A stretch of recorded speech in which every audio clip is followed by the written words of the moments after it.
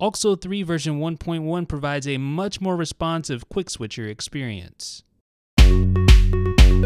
Folks, I have some good news if you've purchased Auxo 3 in the past, or if you've just been on the fence, or if you held off on purchasing it because you heard it was a little sluggish and unresponsive with regard to the quick switcher.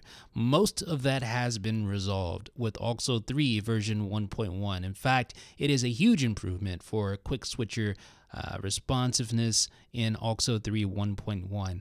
But that's not the only new feature that you'll find in Auxo 3 version 1.1, but it is, in my opinion, the biggest and most glowing new feature. The responsiveness, unfortunately, is not going to be accurately portrayed in this video just because of the way the video is recorded. It's hard to kind of get across to you how much more responsive it is. But trust me when I tell you, folks, that when you switch between apps, like I'm switching to the phone app now, you can quickly switch to another app just by invoking the quick switcher and switch to the other app if you want to do that. And it's, as you can tell, I don't know if it's really being portrayed to you accurately, but it is a lot more responsive. It doesn't take, a second or half a second to settle in, but you can pretty much invoke the quick switcher right after you switch to an app. So you can quickly switch between apps using the quick switcher.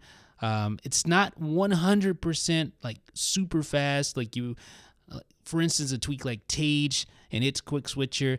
I don't think it's as fast as Tage, but it is definitely, I'm telling you, it's much more responsive than in the past. And I think you definitely should try it out now. Not that you shouldn't have tried it in the past, because the quick switcher is obviously only one small, arguably it's a large part of Auxo 3, but it is still one feature of many that you'll find in Auxo 3. Speaking of feature, there's a whole new ability to use the hot corner on the home screen to lock your device. You have a new ability to add your recent contacts to Notification Center. That is one of the things that I complained about in the original Auxo 3 review, because it omitted those recent and favorite contacts, but now you have them. You can actually relocate those in your Notification Center, as you see right here.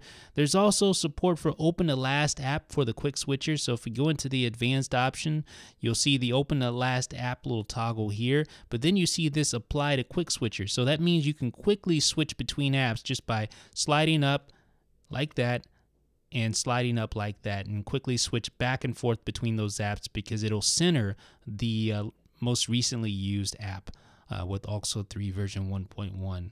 There's also the ability to increase the home button speed by disabling the double press or the double click of the home button like this. So double click does nothing now. It just goes directly to your home screen when pressing the home button once. So that speeds up the home button's responsiveness. There's added continuity support in the multi-center.